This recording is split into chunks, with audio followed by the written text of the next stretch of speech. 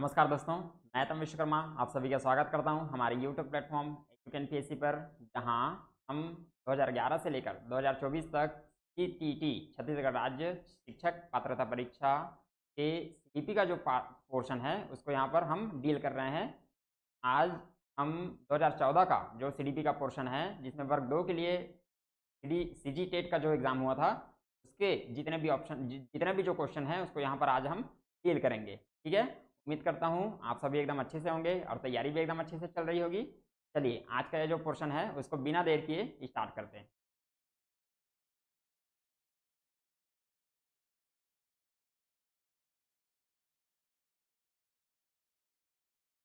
चलिए दोस्तों, आज का हमारा पहला क्वेश्चन है, भूख और प्यास है। ठीक है, hunger and thirst are personal motivators, innate motivators, social motivators, acquired motivators. व्यक्तिगत प्रेरक हैं, जन्मजात प्रेरक हैं, सामाजिक प्रेरक हैं या अर्जित प्रेरक हैं। ठीक है, देखिए दोस्तों, क्वेश्चन में एकदम से समझ में नहीं आ रहा है कि ये किस सेंस में बात कर रहा है ना, क्या पूछ रहा है। तो इसका जो ऑप्शन है, यहाँ पर एक वर्ड आया है, क्या? प्रेरक। क्या आया है? प्रेरक। इंग्लिश में इसको बोलते हैं मोटिवेटर। क्या बोलते हैं इसको? मोटिवेटर, है ना। तो ये पूछ रहा है कि भूख और प्यास, है ना। सबसे पहले ये जो वर्ड है प्रेरक, है ना, इसको जो है समझना पड़ेगा। जब हम इस वर्ड को समझेंगे, है ना, तब जाके हमारा ये जो क्वेश्चन है वो सॉल्व हो पाएगा। ठीक है, तो सबसे पहले देखते हैं प्रेरक क्या है ना। इंग्लिश में इसको बोलते हैं मोटिवेटर्स। क्या बोलते हैं इसको? मोटिवेटर्स। प्रेरक, प्रेरक क्या होता है दोस्तों? प्रेरक जो है वो बालक, है ना, या बच्चे के अंदर जो है वो छुपी हुई एक शक्ति होती है, एक ऐसा पावर जिसको विल पावर बोल सकते हैं, जो उसको किसी कार्य को करने के लिए रिस्पॉन्सिबल होता है। ठीक है, फिर से बोल रहा हूँ कि प्रेरक क्या होता है? मोटिवेटर्स जिसको बोलते हैं प्रेरक, बच्चे के अंदर एक ऐसी शक्ति होती है जो उसको किसी कार्य को, है ना, क्या बोलते हैं उसको? रिएक्शन, प्रतिक्रिया के लिए। ठीक है, उसके किसी रिएक्शन या प्रतिक्रिया के लिए क्या होता है? रेस्पॉन्सिबल। क्या होता है? रेस्पॉन्सिबल। ठीक है, प्रेरक क्या होता है? बच्चे के अंदर एक ऐसा पावर होता है ना, एक ऐसी शक्ति होती है जो उसके किसी है ना, रेस्पॉन्स के लिए, उसके किसी प्रतिक्रिया के लिए क्या होता है? रेस्पॉन्सिबल। ठीक है, तो इसी प्रेरक को ये पूछ रहा है, ये जो क्वेश्चन है इसी प्रेरक के बारे में बात कर रहा है ना, इसी मोटिवेटर्स के बारे में बात कर रहा है। और ये जो प्रेरक होता है ये कितने टाइप का होता है? ये दो टाइप का होता है। ठीक है, एक क्या होता है? आंतरिक,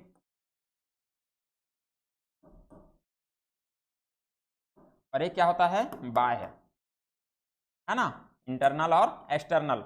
जो इंटरनल मोटिवेटर्स हैं, है ना, आंतरिक प्रेरक जिसको बोलते हैं, ये क्या होता है कि बच्चा जब किसी जैसे एग्जाम्पल के थ्रू बता रहा हूँ, जैसे बच्चा किसी गेम में पार्टिसिपेट किया है। ठीक है, पार्टिसिपेट करने के बाद बच्चा अगर उस गेम को जीत जाता है, तो उसके अंदर जो खुशी होगी, है ना, उसके अंदर जो खुशी आएगी वो क्या है ना, वो किस में आएगी? आंतरिक प्रेरक में। किसमें आएगी? आंतरिक प्रेरक में। ठीक है, इंटरनल मोटिवेटर्स में। लेकिन अगर बच्चा कोई अच्छा काम किया है ना, और उसको उसके जो शिक्षक है उसको क्या क्या देते हैं? पुरस्कार देते हैं, है ना, उसको उसकी तारीफ करते हैं, तो वो जो तारीफ आएगी, है ना, वो आएगी उसके बाह्य बाह्य प्रेरक में, है ना, एक्सटर्नल मोटिवेटर्स में। ठीक है, तो प्रेरक क्या होता है? बच्चे के अंदर का एक पावर होता है जो उसके किसी रिएक्शन के लिए, है ना, उसके किसी प्रतिक्रिया के लिए क्या होता है? रेस्पॉन्सिबल होता है, उत्तरदायी होता है। ठीक है, अब ये पूछ रहा है कि ये जो प्रेरक हैं, है ना, भूख और प्यास यहाँ पर प्रेरक हैं, है ना, तो ये कैसे प्रेरक हैं, है ना, देख लेते हैं। सबसे पहले, क्या ये व्यक्तिगत प्रेरक हैं? है ना, भूख और प्यास क्या अलग अलग लोगों में अलग अलग टाइप का होता है? नहीं। ठीक है, तो ये क्या हो जाएगा? गलत, है ना। अब ये क्या पूछ रहा है? दूसरा ऑप्शन दिया है जन्मजात प्रेरक, है ना। क्या भूख और प्यास जन्म से मिलते हैं? बिल्कुल मिलते हैं, है ना। भूख और प्यास क्या होते हैं? नेचुरल होते हैं, है ना, जन्मजात, जन्म से ही पाए जाते हैं। सामाजिक प्रेरक जो बोल रहा है ना, ये भी गलत हो जाएगा, सामाजिक नहीं होता। और अर्जित, अर्जित करना मतलब होता है किसी चीज के लिए प्रयास करना, है ना, किसी विषय वस्तु को प्रयास के द्वारा जब उसको हम एक्वायर करते हैं, जब उसको प्राप्त करते हैं, है ना, तो वो क्या रहता है? अर्जन, एक्विजिशन जिसको बोलते हैं, है ना। तो यह अर्जित प्रेरक, है ना। तो यहाँ भूख और प्यास को हम जो है प्रयास के द्वारा हासिल नहीं करते, है ना, वो नेचुरली जो है वो बच्चे के अंदर पाया जाता है। ठीक है, तो ये जो पहला ऑप्शन हो जाएगा, सॉरी दूसरा ऑप्शन जो हो जाएगा, है ना, इनेट मोटिवेटर, ये हमारा सही ऑप्शन हो जाएगा। ठीक है, चलिए आगे बढ़ते हैं अगले क्वेश्चन की तरफ। क्या दिया है? कक्षा, कक्ष में, माफ कीजिए ये पक्ष नहीं है, ये कक्ष है। है ना। कक्षा कक्ष में शिक्षक और विद्यार्थियों के मध्य संप्रेषण होना चाहिए। In the classroom communication between teacher and students should be, है ना। मतलब ये किसकी बात कर रहा है, संप्रेषण की, ठीक है। किसकी बात कर रहा है, संप्रेषण, जिसको इंग्लिश में बोलते हैं कम्युनिकेशन, ठीक है। ये कैसा होना चाहिए, पाठ्य पुस्तक केंद्रित होना चाहिए, विद्यार्थी केंद्रित होना चाहिए, शिक्षक केंद्रित होना चाहिए, या उद्देश्य केंद्रित होना चाहिए, ठीक है। सबसे पहले समझते हैं संप्रेषण या कम्युनिकेशन किसको बोलते हैं, ठीक है। संप्रेषण का मतलब होता है दोस्तों कि दो व्यक्ति, है ना, जब आपस में बातचीत करते हैं तो उन दोनों के मध्य जो होने वाला, उन दोनों के बीच होने वाला जो उनके विचारों का आदान प्रदान है ना, वो कहलाता है संप्रेषण, है ना। कम्युनिकेशन जिसको इंग्लिश में बोलते हैं, दो व्यक्तियों के बीच में, है ना, दो व्यक्तियों के बीच में होने वाला जो विचारों का आदान प्रदान है, उनके जो थिंक और थॉट्स जो है जब आपस में एक्सचेंज होते हैं, है ना, तो वो कहलाता है क्या, संप्रेषण, माफ कीजिए, कम्युनिकेशन।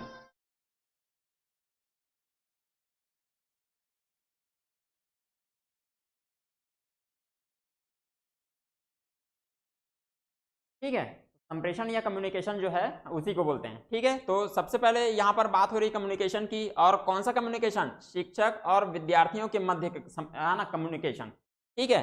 अब एक जो क्लासरूम है ना, एक जो क्लासरूम है वहां पर कौन होगा, एक टीचर होगा, है ना, और बच्चे होंगे, तो उनके मध्य जो बातचीत होगी, उनके मध्य जो कम्युनिकेशन होगा वो कैसा होना चाहिए, क्या वो पाठ्य पुस्तक केंद्रित होना चाहिए, क्या उन दोनों के बीच में सिर्फ पाठ्य पुस्तक जो पाठ्यक्रम से रिलेटेड ही बात होना चाहिए, क्या नहीं, ठीक है। तो ये क्या हो जाएगा, गलत आंसर।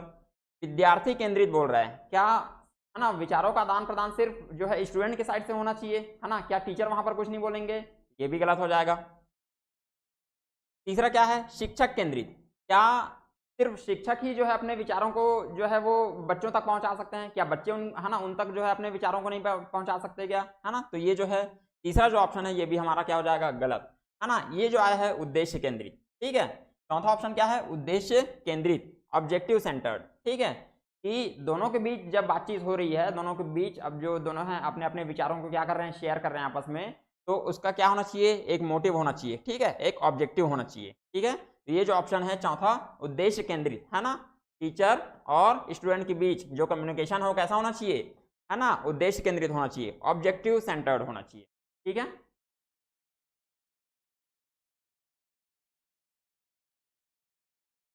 चलिए आगे बढ़ते हैं हमारे अगले क्वेश्चन की तरफ। क्या बोल रहा है, यदि कोई बच्चा विद्यालय में हमेशा देर से पहुंचता है, ठीक है, विद्यालय में हमेशा देर से पहुंचता है तो आप क्या करेंगे, ठीक है। मान लीजिए आप टीचर हैं, if a child always reaches school late what will you do, ठीक है, कि आप एक टीचर हैं और आपके क्लासरूम का जो बच्चा है वो हमेशा क्या जो है लेट से पहुंचता है, ठीक है। तो क्या करेंगे, आपको उस परिस्थिति में क्या करना चाहिए, है ना, ये जो क्वेश्चन है उस सेंस में बात कर रहा है कि आपको सबसे पहले क्या करना चाहिए, ठीक है। उसे डांटेंगे ताकि वह गलती दोबारा ना हो, है ना, क्या आप उसे डांटेंगे, प्रधानाचार्य को बताएंगे, उसके माता पिता से संपर्क करेंगे, बच्चे से बातचीत करके कारण जानने का प्रयास करेंगे, ठीक है। तो अगर आप एक टीचर हैं और आपके क्लास का बच्चा जो है वो हमेशा लेट से पहुंचता है तो फिर आपको सबसे पहले क्या करना चाहिए, है ना, ये जो क्वेश्चन है इस सेंस में बात कर रहा है। तो यहाँ पर ये जो वर्ड आया है डांटेंगे, डांटना नहीं है ना, ये क्या है अपने आप में एक नेगेटिव वर्ड है, तो ये ऑप्शन जो है ऑटोमेटिक गलत हो जाएगा। डांटना नहीं है, दंड नहीं देना है किसी, है ना, किसी भी बच्चे को, है ना, क्लासिफिकेशन नहीं करना है, ये जो वर्ड्स होते हैं वो टैग वर्ड्स होते हैं, जहां भी आपको दिखे ये इसको सिरे से खारिज कर देना है, ठीक है। दूसरा क्या है, प्रधान आचार्य को बताएंगे, क्या आप सबसे पहले जो है बच्चा अगर लेट से पहुंच रहा है ना, क्योंकि क्वेश्चन जो है इसी सेंस में बात कर रहा है कि आप सबसे पहले क्या करेंगे, हालांकि यहाँ पर सबसे पहले लिखा नहीं है, अगर बच्चा जो है विद्यालय में देर से पहुंचता है ना, तो आप क्या करेंगे, ठीक है, क्या आप प्रधानाचार्य से जो है संपर्क करेंगे या फिर उनको बताएंगे, है ना, ये भी नहीं, उस कंडीशन में ये भी नहीं आएगा, ठीक है। सबसे पहले उसके बाद फिर क्या है, उसके माता पिता से संपर्क करेंगे, अगर बच्चा जो है बार बार लेट आ रहा है तो फिर क्या आप उसके है ना मम्मी पापा को बताएंगे, ठीक है। चौथा ऑप्शन क्या दिया है, बच्चे से बातचीत करके कारण जानने का प्रयास करेंगे, ठीक है। ये जो ऑप्शन है क्या है, सबसे पहले एज अ टीचर आप क्या करेंगे, बच्चा जो है वो बार बार लेट आ रहा है तो ऐसा क्या कारण है ना, सबसे पहले आप क्या करेंगे, उस कारण को जानने का प्रयास करेंगे, ठीक है। और वो कारण आप कैसे जानेंगे, जब आप बच्चे से बातचीत करेंगे कि उसको ऐसा, है ना, ऐसी कौन सी समस्या है जिसके कारण वो बार बार जो है स्कूल में लेट पहुंच पा रहे हैं, ठीक है। तो यहाँ पर ये जो चौथा ऑप्शन है वो क्या है, पॉजिटिव आंसर, ठीक है। तो ये जो सही ऑप्शन चौथा ऑप्शन हो जाएगा यहाँ पर। You will try to find out the reason by talking to the child. ठीक है, आप बच्चे से बातचीत करेंगे और उसकी जो समस्या है ना, कि वो बार बार लेट आ रहा है, उसको सॉल्व करने का, उसको जानने का प्रयास करेंगे। ठीक है, चलिए आगे है, वर्तमान समय में शिक्षा का सबसे उपयुक्त उपागम कौन सा है। ठीक है, which is the most appropriate approach to education in present times. ठीक है, क्या है उपागम। ठीक है, उपागम, यहाँ पर उपागम के लिए वर्ड यूज हुआ है क्या, अप्रोच।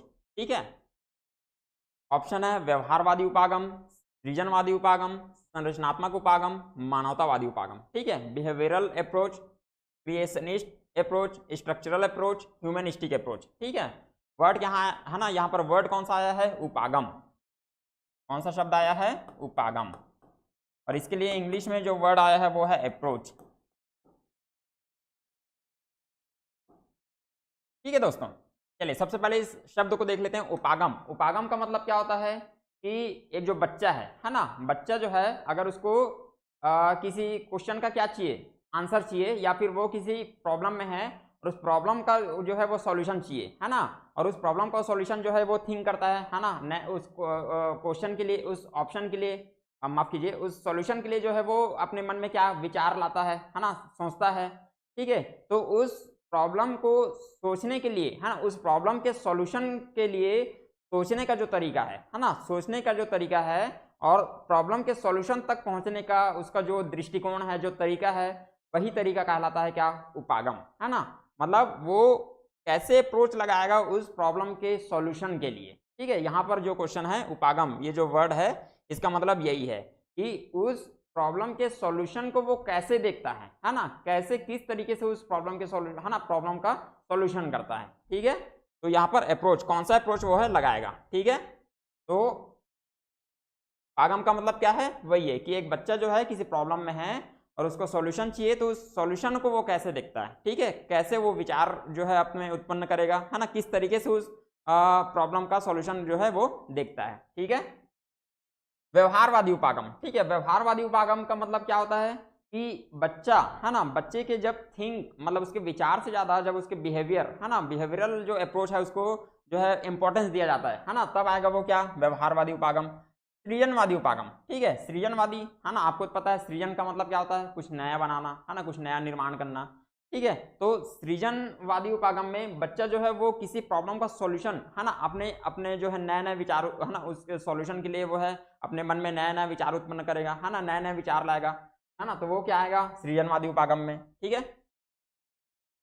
संरचनात्मक उपागम। ठीक है, संरचनात्मक उपागम का मतलब, संरचना का मतलब भी होता है यहाँ पर दोस्तों निर्माण करना, संरचना का मतलब भी क्या होता है, निर्माण करना। ठीक है, लेकिन सृजन और संरचनात्मक उपागम, है ना, इन दोनों में अंतर है।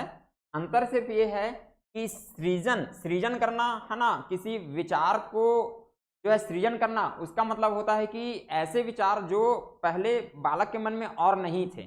ठीक है, पहले बालक के मन में और नहीं थे, जब एकदम नवीन, एकदम मौलिक जो है विचार, है ना, थिंक एंड थॉट्स जब अपने मन में लाता है, वो आएगा सृजनवादी उपागम के अंतर्गत। और संरचनात्मक का मतलब क्या होता है कि पहले से उसके मन में क्या है, एक रूपरेखा बन गया है, एक ढांचा बन गया है, और उसमें जब वो विचारों को क्या करता है, ढालता है। ठीक है, तो वो जो ऑप्शन आएगा, है ना, वो जो उपागम आएगा वो क्या आएगा, संरचनात्मक उपागम। ठीक है, और ये क्या है, मानवतावादी उपागम।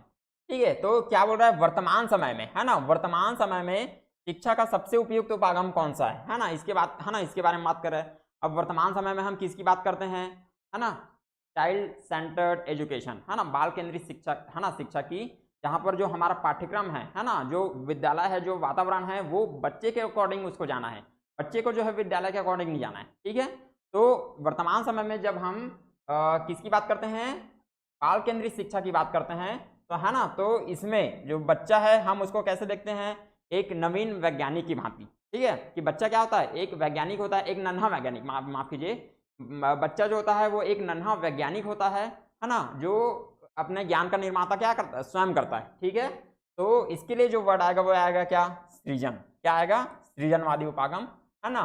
शिक्षा का सबसे उपयुक्त उपागम कौन सा है उसके लिए, है ना, ये जो ऑप्शन है सृजनवादी उपागम, क्योंकि संरचना का मतलब भी जो है वो नया निर्माण करना होता है, लेकिन पहले से जो ढांचा है उसमें जब वो है ना अपने विचारों को क्या करता है, ढालता है, तो वो तब आएगा वो संरचनात्मक उपागम।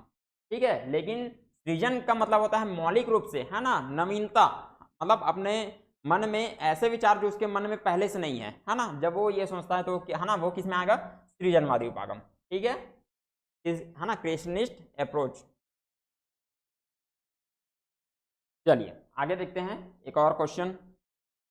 स्कूलों में अधिकतर शिक्षकों में अपने छात्रों के लिए किसका सर्वाधिक अभाव पाया जाता है? ठीक है, अभाव, कमी इसको बोल सकते हैं। ठीक है, इन schools what is most lacking in most teachers for their student. ठीक है, मतलब क्या है जो शिक्षकों में अपने छात्रों के लिए नहीं पाया जाएगा, अभाव पाया जाएगा या फिर इसकी कमी पाई जाएगी। ठीक है, क्या है सबसे पहले, स्नेह, क्रोध, दोषारोपण या घृणा। ठीक है, अफेक्शन, एंगर, ब्लेम, हेटर्ड। ठीक है, यहाँ पर ये है ना बात हो रही है कि क्या सबसे पहले क्या है, ये स्नेह, है ना, क्या एक टीचर जो है वो अपने बच्चों से प्यार नहीं करेगा, बिल्कुल करेगा। ठीक है, तो ये जो ऑप्शन है हमारा क्या है, गलत है। ठीक है, अभाव पूछ रहा है, मतलब इन चारों ऑप्शन में ऐसा क्या है जिसकी क्या है, कमी पाई जाएगी। ठीक है, अभाव का मतलब कमी। ठीक है, दूसरा क्या, क्रोध, है ना, टीचर जो है बच्चे के ऊपर जो है वो क्रोध भी करेगा, है ना, एंग्री भी होंगे उसके लिए। ठीक है, तो ये भी ऑप्शन क्या हो जाएगा, गलत। दोषारोपण मतलब अगर बालक कोई गलती कर दिया, है ना, बच्चे से अगर कोई गलती हो गई तो टीचर उसको क्या करेंगे, बताएंगे कि आपसे ये गलती हुई है। ठीक है, कि यहाँ पर सेंस जो है दोषारोपण का यही है। ठीक है, तो क्या ये टीचर में पाया जाएगा, बिल्कुल पाया जाएगा। ठीक है, ये ऑप्शन डी क्या है, गलत। चौथा क्या है, घृणा। क्या टीचर, है ना, टीचर जो है वो अपने बच्चों में, है ना, अपने बच्चों में क्या है वो, मतलब एक बच्चे को क्या, ये छी ये मुझे पसंद नहीं है ना, ये जो बच्चा है वो मुझे ज़्यादा पसंद है ना, वो टीचर क्या ऐसा बिहेव कर सकता है स्कूल में, नहीं, है ना। एक टीचर के लिए उसके जितने भी बच्चे हैं, है ना, वो सबको एक समान नज़रों से देखेगा। ठीक है, और सभी बच्चे जो है उसके लिए बराबर होंगे, है ना। तो यहाँ पर ये जो है हेटेड, वो किसी से घृणा नहीं कर सकता। ठीक है, माफ कीजिए, वो किसी से क्या नहीं कर सकता, घृणा नहीं कर सकता, है ना, किसी को हेट नहीं कर सकता। ठीक है, तो चौथा जो ऑप्शन है घृणा, है ना, ये जो है उसके मन में नहीं आना चाहिए, है ना। एक जो शिक्षक है उसके मन में अपने बच्चों के लिए क्या नहीं आना चाहिए, है ना, घृणा, जो हेट है वो नहीं आना चाहिए। ठीक है, एक बच्चे को वो जो है वो छी कर रहा है, दूसरे बच्चों को एकदम ज़्यादा प्यार कर रहा है ना, ये जो विचार है वो एक शिक्षक के अंदर नहीं आना चाहिए। जितने भी बच्चे हैं उसके लिए बराबर होने चाहिए। ठीक है, चलिए क्या बोल रहा है आगे, परीक्षा में विद्यार्थियों से किस प्रकार के प्रश्न पूछने चाहिए? What type of questions should be asked from students in the exam, है ना। प्रीति एवं समझ आधारित, वस्तुनिष्ठ एवं विषयगत, समझ एवं अनुप्रयोग आधारित, केवल वस्तुनिष्ठ। ठीक है ना, यहाँ पर ये इसका जो मतलब है वो क्या है, उद्देश्यपरक।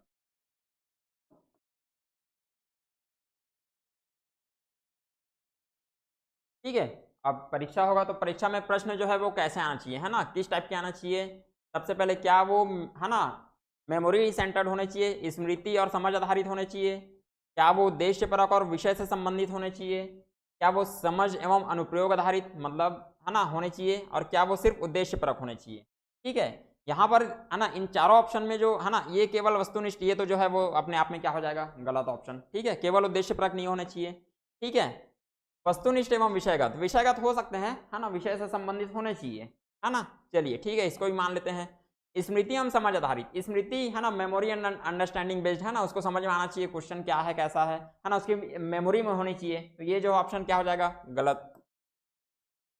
अब क्या है, एक और ऑप्शन समझ एवं अनुप्रयोग आधारित। ठीक है, अगर कोई क्वेश्चन है बच्चे को क्या आ रहा है ना, समझ आ रहा है, और वो है ना मतलब बच्चे के लिए हम आज क्या है कि सबसे ज्यादा कि बच्चा जो है वो करके सीखना चाहिए, है ना, स्वयं से जो है उसको ऐसा अवसर हमको देना है कि वो सब स्वयं से क्या है करके सीख सके, है ना। सीखने का मतलब आज जो है वो वही है कि बच्चा जो है वो क्या है स्वयं से करके सीख सके, है ना। तो यहाँ पर क्या है, क्वेश्चन कैसा होना चाहिए कि उसको है ना स्वयं समझ सके और है ना स्वयं से करके उसको जो है अधिगम मिल सके। ठीक है, तो आज का ये जो है ना प्रश्न है वो कैसा होना चाहिए कि वो समझ में भी आए और उसको स्वयं से करके वो क्या कर सके, सीख सके, है ना, अधिगम कर सके। ठीक है, ये जो ऑप्शन है वो ज़्यादा क्या है, एप्रोप्रिएट है, ज़्यादा सूटेबल है। ठीक है, अंडरस्टैंडिंग एंड एप्लीकेशन बेस्ड, है ना, जो उसके क्रिया पर आधारित हो, है ना, क्रिया से सीखने पर आधारित हो। ठीक है, चलिए आगे क्वेश्चन क्या पूछ रहा है। एक कक्षा में बहुभाषी विद्यार्थी हैं, ठीक है, किसकी बात कर रहा है, बहुभाषी, है ना, बहुभाषा की, बहुभाषी विद्यार्थी हैं, यह स्थिति उत्पन्न करती है। ठीक है, अगर एक जो कक्षा है उसमें एक से ज्यादा भाषा बोलने वाले अगर बालक बालिकाएं हैं, अगर छात्र हैं, तो वो जो कंडीशन है ना, वो जो कंडीशन है वो क्या निकलेगा, उस कंडीशन में क्या निकलेगा, है ना, ये ऐसा पूछ रहा है ये जो क्वेश्चन है। There are multilingual students in a class, this situation creates, है ना, ये जो है ना ऐसी कौन सा, वो फिर कौन सा सिचुएशन बनेगा, ये ऐसा पूछ रहा है। तो सबसे पहले आपको है ना यहाँ पर बात आया क्या, बहुभाषा की। चलिए ऑप्शन को सबसे पहले देख लेते हैं। शिक्षण अधिगम प्रक्रिया में वो जो सिचुएशन है ना, ये जो स्थिति है कि बहुभाषी विद्यार्थी हैं एक कक्षा में, तो वो क्या शिक्षण अधिगम प्रक्रिया में बाधा बनेंगे, विद्यार्थियों के मध्य सामंजस्य की समस्या उत्पन्न होगी, अध्यापक में कुंठा, सीखने के समृद्ध संसाधन। ठीक है, चलिए ये जो वर्ड आया है क्या, बहुभाषा, मल्टीलिंगुअलिज्म, है ना, बहुभाषी। तो देखिए ये जो वर्ड आया है कहाँ से, एनसीएफ 2005, है ना, नेशनल करिकुलम फ्रेमवर्क 2005 से ये जो वर्ड है वो वहाँ से लिया गया है ना। उसके प्रावधान क्या है कि बालक का जो ज्ञान है वो सिर्फ स्कूल तक ही सीमित नहीं होना चाहिए, है ना, उसके बाहर भी जो है वो ज्ञान जो है काम आना चाहिए, है ना। जो परीक्षा प्रणाली है वो ज़्यादा लचीला और ज़्यादा फ्लेक्सिबल होना चाहिए, और जो क्लास की जो एक्टिविटी है ना, उस पर आधारित होना चाहिए। ठीक है, और आज का जो सबसे जो गंदा जो है आज के सिलेबस में, जो आजकल के सिलेबस में, है ना, जो जिसको बोलते हैं रटना, है ना, रटन प्रणाली से उसको आज की जो परीक्षा है उसको क्या करना है, मुक्त करना है ना, उसको फ्री करना है। और एनसीएफ 2005 में भाषा के लिए कहा गया है कि हमारा जो देश है वो क्या है, एक बहुभाषी देश है ना, अलग अलग भाषा को बोलने वाले जो लोग हैं यहाँ पर निवास करते हैं, यहाँ पर रहते हैं। तो भाषा को जो है वो हमें एक बाधा के रूप में, एक कठिनाई के रूप में नहीं लेना है। ठीक है, भाषा को हमें लेना है ना, कौन से रूप में, एक संसाधन के रूप में। ठीक है, भाषा को हमें एक रिसोर्स के रूप में लेना है। ठीक है, उसको एक बाधा या फिर जो कठिनाई हमको नहीं समझना है। ठीक है, एनसीएफ 2005 में ऐसा कहा गया है। ठीक है, तो यहाँ पर देखिए पहला जो ऑप्शन क्या है, शिक्षण अधिगम प्रक्रिया में वो बाधा बनेगी, है ना, तो उसको क्या मैंने अभी बताया, बाधा के रूप में उसको नहीं लेना है। ठीक है, बहुभाषी जो विद्यार्थी हैं, एक से ज्यादा भाषा बोलने वाले अगर विद्यार्थी हैं, तो वो है ना, वो जो कंडीशन होगा शिक्षण अधिगम प्रक्रिया में वो क्या बाधा उत्पन्न करेगा, नहीं करेगा, है ना, उसको हमें बाधा के रूप में नहीं देखना है। ठीक है, विद्यार्थियों के मध्य सामंजस्य की समस्या, है ना, वो किसी समस्या के रूप में भी वो जो है वो कंडीशन नहीं आएगा। ठीक है, अध्यापक में कुंठा, है ना, ये जो वर्ड है ये तो ऑलरेडी कट गया। अब क्या बोल रहा है, सीखने के समृद्ध संसाधन। ठीक है ना, मैंने अभी बताया कि उस है ना जो मल्टीलिंगुअलिज्म है उसको क्या एक रिसोर्स की तरह लेना है। ठीक है, एक संसाधन की तरह लेना है। ठीक है, तो ये जो हमारा चौथा ऑप्शन है, सीखने के समृद्ध संसाधन। ठीक है, रिच रिसोर्सेज फॉर लर्निंग, ये जो ऑप्शन है वो क्या हो जाएगा, सही ऑप्शन हो जाएगा। चलिए आगे बढ़ते हैं। यदि कक्षा में पढ़ते समय आपको महसूस होता है कि अचानक सभी बच्चे पढ़ने में रुचि नहीं ले रहे हैं, तो आप क्या करेंगे, है ना।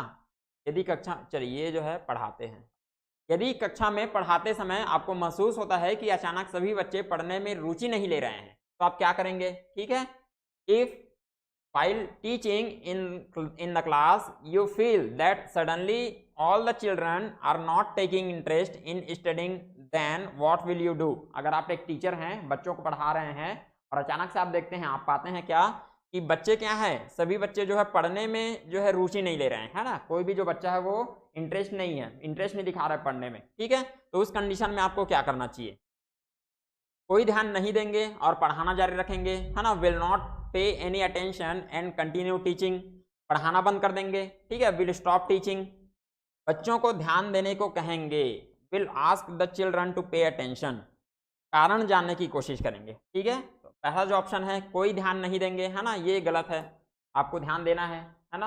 अगर आप पढ़ा रहे हैं और बच्चे जो हैं वो आपकी बातों में इंटरेस्ट नहीं ले रहे हैं, आपके पढ़ाने में रुचि नहीं ले रहे हैं, तो फिर आप क्या उनको, है ना, आप उस पर कोई ध्यान नहीं देंगे क्या, बिल्कुल गलत है, आपको ध्यान देना पड़ेगा। ठीक है, ये जो ऑप्शन है वो गलत है। पढ़ाना बंद कर देंगे, ये भी जो ऑप्शन है वो क्या है, गलत है, नेगेटिव ऑप्शन है। ठीक है, आपको पढ़ाना बंद नहीं करना है, बच्चा रुचि नहीं ले रहा है, मैं आज पढ़ाना जो है जो छोड़ देता हूँ, कल आके पढ़ाऊंगा, ऐसा भी नहीं करना है। ठीक है, बच्चों को ध्यान देने को कहेंगे। ठीक है, ये जो ऑप्शन है ये भी गलत है। ठीक है, बच्चों को आप बोलेंगे ध्यान दो, है ना, मतलब आज का जो बच्चा है वो क्या है, सॉरी, आज का जो हमारा मतलब आज की जो शिक्षा है वो क्या है, बालक केंद्रित है, बाल केंद्रित शिक्षा है। यहाँ पर बच्चा जो है वो विद्यालय के अकॉर्डिंग नहीं जाएगा, है ना, विद्यालय के अनुरूप अपने आप को नहीं ढालेगा। जो करिकुलम है, जो पाठ्यचर्या है ना, जो स्कूल की एक्टिविटीज है, जो विद्यालय का वातावरण है, वो बच्चे के अकॉर्डिंग चलेगी। ठीक है, तो उस कंडीशन में, है ना, ये जो तीसरा ऑप्शन है ये भी क्या हो जाता है, गलत हो जाता है। ठीक है, क्या है, कारण जानने की कोशिश करेंगे। ठीक है, आप देखेंगे वाकई में अगर आप पढ़ा रहे हैं, बच्चा अगर अटेंशन जो है वो नहीं दे रहा है, तो फिर आप क्या करेंगे, सबसे पहले कि क्या, है ना, ऐसी कौन सी समस्या है जिसके कारण जो है वो बच्चों को, है ना, इंटरेस्ट लेने में दिक्कत आ रही है, आप इसको जानने की कोशिश करेंगे। ठीक है, ये जो ऑप्शन है चौथा option, will try to find out the reason. ठीक है, ये जो है सही ऑप्शन हो जाएगा। चलिए आगे बढ़ते हैं। निष्पत्ति लब्धि का सूत्र होता है, निष्पत्ति लब्धि ए क्यू जो है वो पूछ रहा है, A Q is equal to M A upon C A into 100, A Q is equal to C A upon E A into 100, A Q is equal to E A upon C A into 100, या A Q is equal to E A upon M A into 100। ठीक है, सबसे पहले ये जो word आया है निष्पत्ति लब्धि, है ना, इसको बोलते हैं इंग्लिश में एकम्प्लिशमेंट।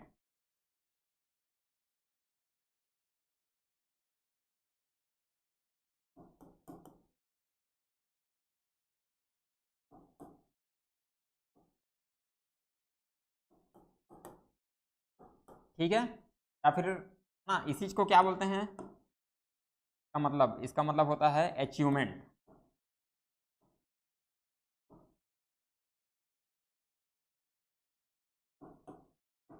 है ना, इसको बोलते हैं उपलब्धि। ठीक है, निष्पत्ति लब्धि एकम्प्लिशमेंट क्वोशिएंट, है ना, इसका जो फॉर्मूला है ना, तो सबसे पहले ये जो वर्ड है ये क्या है इसको देख लेते हैं, है ना, निष्पत्ति लब्धि। निष्पत्ति लब्धि क्या होता है, एक बच्चा अगर किसी विषय को सीख रहा है ना, या सीखने के स्तर में है ना, अगर एक बच्चा जो है वो किसी विषय को क्या कर रहा है, सीख रहा है, या सीखने के स्तर में है, सीखने के प्रोसेस में है, तो फिर हम उसका क्या करेंगे, एक मापन, क्या करेंगे हम उसका मापन। और जब उस मापन को हम एक सूत्र के द्वारा, है ना, एक सूत्र के द्वारा जब हम शो करते हैं, तो फिर, है ना, वो कहलाता है ना, एकम्प्लिशमेंट क्वोशिएंट। क्या कहलाता है, एकम्प्लिशमेंट क्वोशिएंट, निष्पत्ति लब्धि। ठीक है, मैं फिर से रिपीट कर देता हूं, एक बच्चा अगर कुछ सीख रहा है, सीखने के प्रोसेस में है, जब हम उस सीखने के प्रोसेस का क्या करते हैं, मेजरमेंट करते हैं। ठीक है, क्या करते हैं, मेजरमेंट करते हैं, मापन करते हैं, और जब उसको एक सूत्र के द्वारा जब, है ना, प्रदर्शित करते हैं, फॉर्मूला में हम शो करते हैं, वो जो, है ना, वही उसी फॉर्मूले की यहाँ पर क्या है, बात हो रही है। ठीक है, और यहाँ पर, है ना, 3-4 टर्म जो है वो यूज है, क्या, एम ए सी ए और क्या है, ई ए। ठीक है, M A C A E A, M A का मतलब मास्टर ऑफ आर्ट्स, वो नहीं है, एम ए, है ना, और क्या है, सी ए चार्टर्ड अकाउंटेंट, ये भी नहीं है, और क्या है, है ना, ई ए। यहाँ पर ये जो है ना, निष्पत्ति लब्धि, इसका जो है वो सूत्र होता है, सबसे पहले मैं इसका सूत्र बता देता हूँ, निष्पत्ति लब्धि, है ना, ए क्यू जिसको बोलते हैं, इसका मतलब होता है सबसे पहले वास्तविक आयु,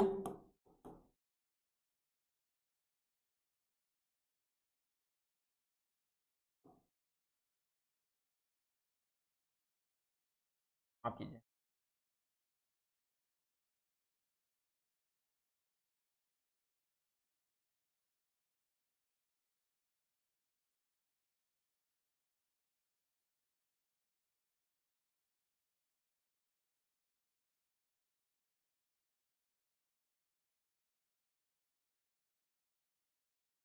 है ना, ए क्यू, इसका मतलब क्या होता है, क्रोनोलॉजिकल एज, वास्तविक आयु,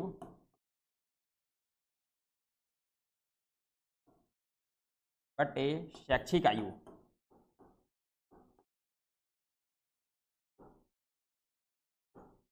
गुणा 100।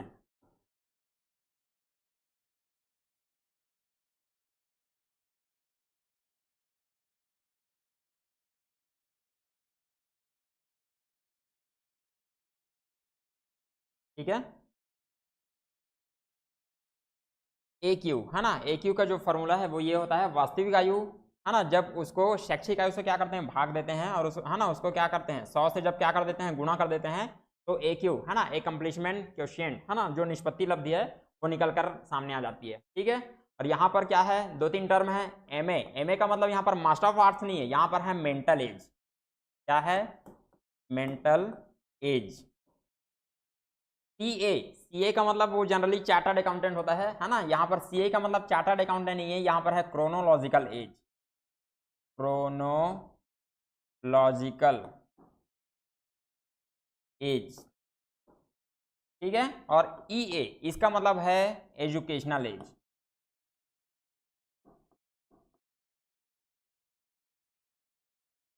ठीक है, हिंदी में इसको बोलेंगे मानसिक आयु।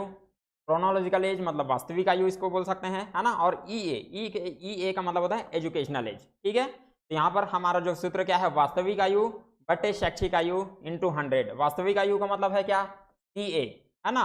और शैक्षिक आयु का मतलब क्या है, ई ए। ठीक है, तो सी A upon E A into 100। कौन सा ऑप्शन दे रहा है, एम ए, ये तो गलत है।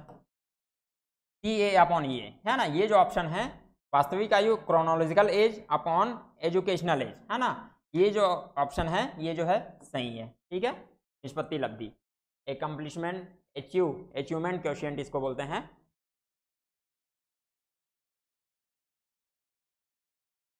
चलिए आगे क्वेश्चन है कि उच्च प्राथमिक स्तर पर शिक्षक को क्रियात्मक शोध का ज्ञान होना चाहिए क्योंकि वे teachers at the upper primary level should have knowledge of action research because through this they will be able to। ठीक है, क्या करेंगे, इसके माध्यम से बच्चों की समस्या की पहचान कर सुधार करने का कौशल विकसित कर पाएंगे। ठीक है, अपना स्वयं का विकास कर पाएंगे, बच्चों को प्रभावी ढंग से पढ़ा पाएंगे, शोध करने का कौशल जो है विकसित कर पाएंगे। ठीक है, develop the skill to identify the problems of children and improve them, will be able to develop themselves, will be able to teach children effectively, will be able to develop the skill of doing research। ठीक है, यहाँ पर शब्द आया क्या, क्रियात्मक शोध। क्या आया है, क्रियात्मक शोध। ठीक है, इंग्लिश में इसके लिए यूज हुआ है क्या, रिसर्च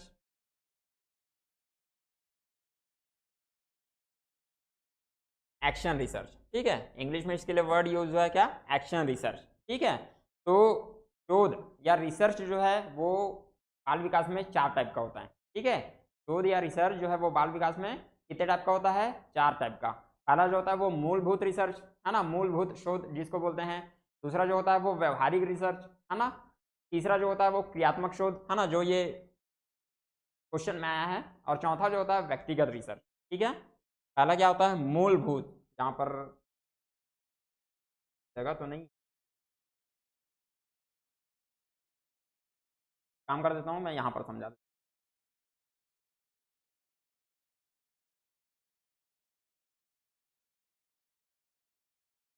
ठीक है, मैंने पहला क्या कहा था, मूलभूत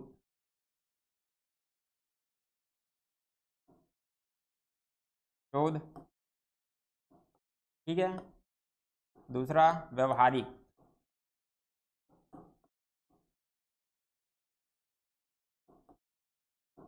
ठीक है, तीसरा क्रियात्मक,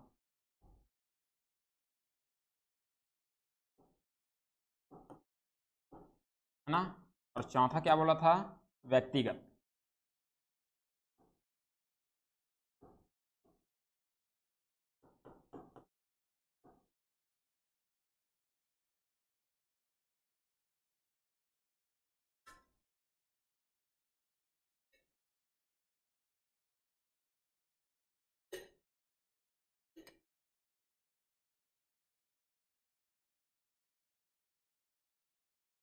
चलिए देखते हैं, सबसे पहले क्या है, मूलभूत शोध, है ना। ये क्या होता है दोस्तों, जब सिद्धांत निर्माण के माध्यम से, ठीक है, जब हम नियम बनाते हैं और उस नियम के माध्यम से बच्चे के जब ज्ञान कोश में क्या होती है, वृद्धि होती है। ठीक है, बच्चे का जो डेवलपमेंट होता है ना, उसका उसकी जो मेमोरी बढ़ती है वो किस में आता है, मूलभूत शोध, है ना, वो किस में आएगा, मूलभूत शोध। मैं फिर से रिपीट कर रहा हूँ, जब एक सिद्धांत निर्माण के माध्यम से, ठीक है, जब एक नियम हम बनाते हैं और उसके माध्यम से बच्चा कुछ सीखता है या फिर उसके ज्ञान कोश में, उसकी मेमोरी में क्या होती है, ग्रोथ होती है, तो वो कहलाता है मूलभूत शोध, है ना, वो आएगा मूलभूत शोध। ठीक है, व्यवहारिक शोध, है ना, जो नियम हम बनाए हैं, है ना, मूलभूत शोध के जो, है ना, रिसर्च, मूलभूत रिसर्च है ना, इसके दौरान जब हम कोई नियम बनाए हैं, वो नियम है ना बच्चे के जीवन में कितना प्रभावी है ना, उसका कितना इफेक्ट पड़ रहा है, जब हम इसकी जांच करते हैं वो कहलाता है व्यवहारिक शोध। ठीक है, क्रियात्मक शोध का मतलब होता है कि तत्कालिक, है ना, तत्कालिक जब हम जो है वैज्ञानिक तरीके से, ठीक है, तात्कालिक रूप से जब है ना वैज्ञानिक जो है तरीके से, है ना, साइंटिफिक मेथड से किसी समस्या का क्या निकालते हैं, समाधान निकालते हैं। ठीक है, क्या करते हैं, किसी समस्या का समाधान निकालते हैं, वो आता है क्रियात्मक शोध में। ठीक है, और जब केवल एक व्यक्ति या फिर किसी समुदाय के ऊपर हम क्या करते हैं, रिसर्च करते हैं, तो वो कहलाता है व्यक्तिगत शोध। ठीक है, और है ना इसके बाद जो क्वेश्चन है उसमें बात हुई कि इसकी क्रियात्मक शोध, है ना, तो क्रियात्मक शोध मतलब मैंने बताया तात्कालिक रूप से जब किसी साइंटिफिक मेथड के द्वारा हम किसी समस्या क्या निकालते हैं, समाधान निकालते हैं। ठीक है, वो आता है किसमें, क्रियात्मक शोध में। अब यहाँ पर ये क्वेश्चन में आया है कि शिक्षक को जो है इसका ज्ञान होना चाहिए, है ना, शिक्षक को क्या होना चाहिए, क्रियात्मक शोध का ज्ञान होना चाहिए। क्यों, इसके माध्यम से बच्चों की समस्या की पहचान कर सुधार करने का कौशल विकसित कर पाएंगे। ठीक है, समस्या की पहचान कर, देखिए ये जो ऑप्शन है मैंने बताया क्या कि समस्या को पहचानना, है ना, समस्या जो है उसका समाधान निकालेंगे कैसे, वैज्ञानिक तरीके से। ठीक है, ये जो है वर्ड आ गया है ना, समस्या की पहचान कर क्या करेंगे, सुधार करने का कौशल विकसित करेंगे। ठीक है, ऑप्शन ठीक है। अपना स्वयं का विकास कर पाएंगे, है ना, क्या ये जो है उनके स्वयं के विकास के लिए है क्या, नहीं। बच्चों को प्रभावी ढंग से पढ़ा पाएंगे, है ना, यहाँ पर पढ़ाने की बात नहीं हो रही है, क्रियात्मक शोध में किसकी, समस्या समाधान की बात हो रही है। ठीक है, तो ये ऑप्शन क्या हो जाएगा, ये भी गलत। शोध करने का कौशल जो है विकसित कर पाएंगे। ठीक है, लेकिन ये जो है ये क्रियात्मक शोध, है ना, कौन से टर्म से रिलेटेड है ना, क्या सेंस दे रहा है, समस्या समाधान, है ना, कि प्रॉब्लम का क्या निकालना है, सॉल्यूशन। कैसे निकालना है, साइंटिफिक मेथड से। ठीक है, कैसे निकालना है, साइंटिफिक मेथड से। तो ये जो पहला ऑप्शन है कि इसके माध्यम से बच्चों की समस्या की पहचान कर सुधार करने का क्या करेंगे, कौशल विकसित कर पाएंगे। ठीक है, develop the skill to identify the problems of children and improve them. ठीक है, ये जो ऑप्शन है ज्यादा अप्रोप्रिएट है। चलिए आगे है शिक्षा का अधिकार अधिनियम 2009, है ना, आरटीई 2009 की बात हो रही है ना। शिक्षा का अधिकार अधिनियम 2009 ने 6 वर्ष से 14 वर्ष आयु के विद्यालय कभी ना गए अथवा विद्यालय शिक्षा अधूरी छोड़ने वाले बच्चों को शिक्षा की मुख्य धारा से जोड़ने हेतु, है ना, क्या किया है, ऐसा ये पूछ रहा है।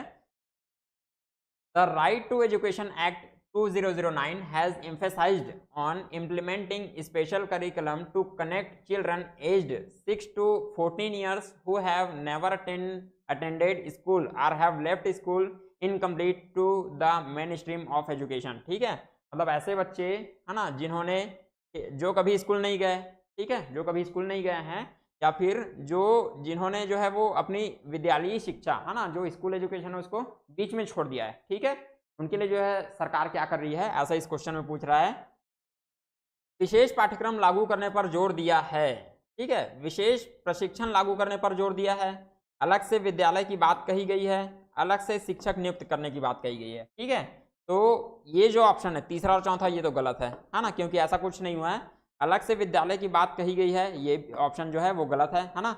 अलग से शिक्षक नियुक्त करने की बात जो कही गई है ये भी गलत है। ठीक है, जो विद्यालय छोड़ दिए हैं, है ना, अपने स्कूल एजुकेशन को जो पूरा नहीं कर पाए हैं उनके लिए ऐसा कुछ नहीं है। ठीक है, क्या है, विशेष पाठ्यक्रम लागू करने पर जोर दिया है। ठीक है, ये भी जो ऑप्शन है वो गलत है।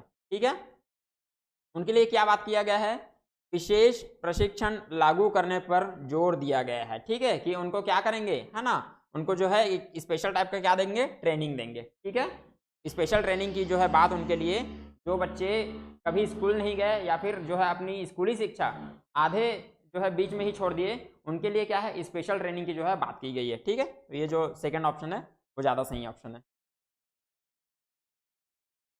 यदि आपकी कक्षा का कोई बच्चा प्रायः चुप रहता है तो आप क्या करेंगे। देखिए इसी टाइप का एक क्वेश्चन और आया था। ठीक है, आप क्या करेंगे, यहाँ पर भी सेंस आ रहा है कि अगर आपकी कक्षा का कोई बच्चा प्रायः चुप रहता है ना, तो उस कंडीशन में आपको सबसे पहले क्या करना चाहिए। ठीक है, सेंस तो वही दे रहा है, हालांकि जो है वो आपको क्वेश्चन का सेंस है इसको देखना है। ठीक है, और कि क्वेश्चन क्या बोलना चाह रहा है। If a child in your class remains silent most of the time what will you do. ठीक है, आप क्या करेंगे, उसकी ओर कोई ध्यान नहीं देंगे, उसको किसी मनोवैज्ञानिक के पास ले जाएंगे, उसके चुप रहने के कारण को जानने का प्रयास करेंगे, उसके माता पिता से बात करेंगे। ठीक है, क्वेश्चन का सेंस क्या है कि बच्चा, आप एक टीचर हैं और आपके विद्यालय, आपकी क्लास का जो बच्चा है वो क्या है, चुप रहता है, तो आपको सबसे पहले क्या करना चाहिए? ठीक है, उसकी ओर कोई ध्यान नहीं देंगे। ये जो ऑप्शन है पूरी तरह क्या है, गलत है ना, उसको ऐसे नहीं छोड़ सकते। उसको किसी मनोवैज्ञानिक के पास ले जाएंगे, सबसे पहले आप उसको कि भैया वो एकदम चुप है, आप उसको क्या है एकदम साइकोलॉजिस्ट के पास लेके चले जाएंगे क्या? नहीं, है ना, ये भी जो ऑप्शन क्या है, गलत है। उसके चुप रहने के कारण को जानने का प्रयास करेंगे। ठीक है, ये जो ऑप्शन है वो ज्यादा क्या है, अप्रोप्रिएट है। उसके माता पिता से क्या करेंगे, बात करेंगे। ये जो ऑप्शन है इसकी तुलना में, है ना, ये जो दोनों ऑप्शन है ना, ये जो है कम इफेक्टिव है। ठीक है, तीसरा ऑप्शन जो है, आप बच्चे, है ना, बच्चे को क्या प्रॉब्लम हो रहा है ना, उसकी जो समस्या है, क्या समस्या है उसके अधिगम में, उसको सबसे पहले जो है वो उसको डिटेक्ट करने का प्रयास करेंगे। ठीक है, और ये कैसे, बच्चे से बात करके। ठीक है, तीसरा जो ऑप्शन है वो ज्यादा सही है।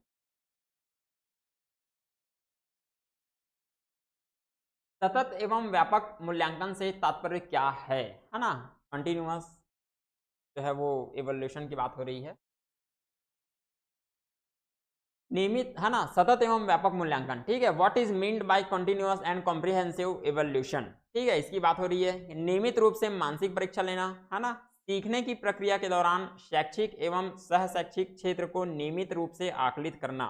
ठीक है, नियमित रूप से कक्षा में गतिविधियां आयोजित करना, अंक या ग्रेड प्रदान करना। ठीक है, taking monthly exams regularly assessing academic and co scholastic areas during the learning process, regularly conducting activities in the class, awarding marks or grades। ठीक है, इसकी बात कर रहे हैं, है ना, कंटिन्यूअस एंड कॉम्प्रिहेंसिव इवोल्यूशन। ठीक है, तो सतत और व्यापक मूल्यांकन क्या है, साल भर चलने वाली प्रक्रिया है। ठीक है, जिसमें हम बच्चे का जो है वो शैक्षिक और सह शैक्षिक, ठीक है, मानसिक रूप से भी और शारीरिक रूप से भी बच्चा जो है वो क्या सीख रहा है, कितना सीख रहा है, ठीक है, उसके सीखने में क्या समस्याएं आ रही हैं, उसको हम क्या करते हैं, आकलन, उसका आकलन करते हैं, उसका मूल्यांकन करते हैं। ठीक है, तो इसमें जो है सिर्फ शारीरिक जो विकास है वो बस नहीं है ना, या फिर सिर्फ मानसिक विकास है वो बस नहीं है ना, इसमें दोनों शैक्षिक और गैर शैक्षिक, ठीक है, जो खेलकूद भी है वो उसमें भी आएगा, और जो स्टडी वाला जो पोर्शन है वो उसमें, है ना, तो दोनों जो पोर्शन है उसमें बच्चा जो है वो कितना सीख रहा है ना, क्या प्रोसेस है,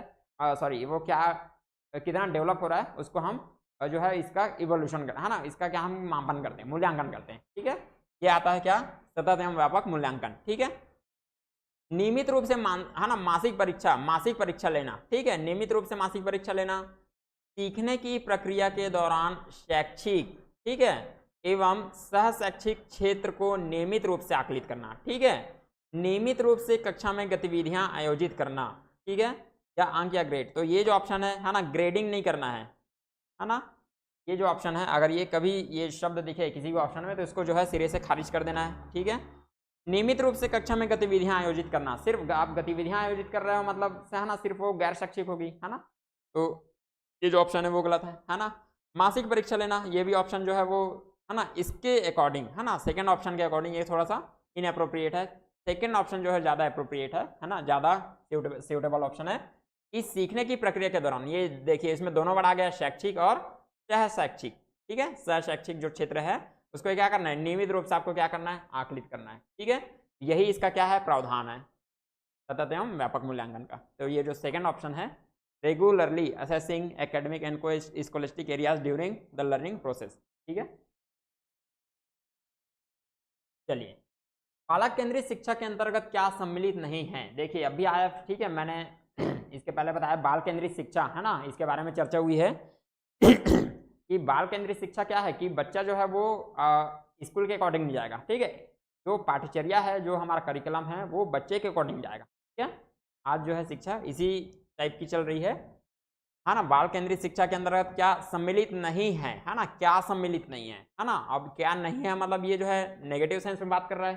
ठीक है, अब इसमें जो चार ऑप्शन है उसमें एक नेगेटिव ऑप्शन है, उसको हमको देखना है। ठीक है, what is not included in child centred education, providing homework, है ना, encouraging the child to ask questions, giving priority to the child's experience, promoting the child's creativity। ठीक है, देखिए क्या बोल रहा है, बालक केंद्रित शिक्षा के अंतर्गत क्या सम्मिलित नहीं है, क्वेश्चन क्या है, नेगेटिव, है ना, तो हमको ऑप्शन भी क्या है, नेगेटिव लेना है। और ऑप्शन नेगेटिव मतलब सिर्फ एक ऑप्शन नेगेटिव होगा और बाकी क्या होंगे, पॉजिटिव आंसर है ना, पॉजिटिव ऑप्शन होंगे उनको हमको क्या चूज नहीं करना है। ठीक है, पहला क्या है, गृह कार्य प्रदान करना। गृह कार्य प्रदान करना ये जो है वो है ना नेगेटिव ऑप्शन है ना, बाल केंद्रित शिक्षा में ये जो ऑप्शन है ये है ना, ये काम नहीं करना है। ठीक है, गृह कार्य वाला काम नहीं करना है। बालक को प्रश्न पूछने के लिए प्रेरित करना, ठीक है, ये तो पॉजिटिव आंसर लग रहा है। ठीक है भाई, प्रश्न पूछने का उसको समान अवसर देना है ना, तभी तो क्या है वो कोवर्जेंट थिंकिंग अब सारी चिंतन कर पाएगा। ठीक है, बालक के अनुभव को प्राथमिकता देना, ठीक है, ये भी सही ऑप्शन है ना, पॉजिटिव है ना ऑप्शन है। बालक की सृजनात्मकता को बढ़ावा देना, ठीक है, नयापन है, ये तो पॉजिटिव ऑप्शन ही है ना, जहाँ ये वर्ड आ गया। ठीक है, तो ये जो ऑप्शन है तीनों क्या है, पॉजिटिव ऑप्शन दिख रहे हैं। ठीक है, कौन सा ऑप्शन, गृह कार्य प्रदान करना, ये बस क्या है नेगेटिव ऑप्शन, हमारा ऑप्शन ये जो है ज़्यादा सूटेबल है और सही ऑप्शन हो जाएगा। चलिए, आज का ये जो सेशन है वो यहीं पर समाप्त हो रहा है। इसके आगे का जो सेशन वो कंटिन्यू अभी चलेगा। और इसके अलावा अमीन पटवारी के लिए यहाँ पर जो है मैथमेटिक्स की क्लासेस जो है वो आपको हमारे प्लेलिस्ट में जो है अवेलेबल हो जाएंगी। आप उसको भी अगर अमीन पटवारी की तैयारी कर रहे हैं तो आप वहाँ से जो है वो क्लासेस देख सकते हैं। और आगे का जो सेशन है वो लगातार कंटिन्यू रहेगा। आज का अगर सेशन आपको अच्छा लगा हो तो इसको प्लीज़ लाइक कीजिए, सब्सक्राइब कीजिए हमारे चैनल को। और ये जो हमारा इंस्टाग्राम चैनल है, टेलीग्राम चैनल है, इससे जुड़े रहिए, लगातार यहाँ पर अपडेट्स जो है आपको मिलते रहेंगे, है ना। ये जो हमारा यूट्यूब चैनल है और हमारा एड्रेस एजुकेन क्लासेस है ना, शॉप नंबर 102 सन सिटी जंक्शन, है ना। और हाँ, आगे के जो सेशन है, आज का अगर सेशन जो है उसमें अगर आपको कोई डाउट है तो फिर आप नीचे बिल्कुल कमेंट कर सकते हैं। ठीक है, और आगे के सेशन के लिए हम तब तक लिए मिलते हैं और बने रहिए आप हमारे साथ। तब तक लिए bye bye and take care. ध्यान रखिए अपना, स्वस्थ रहिए और मस्त रहिए।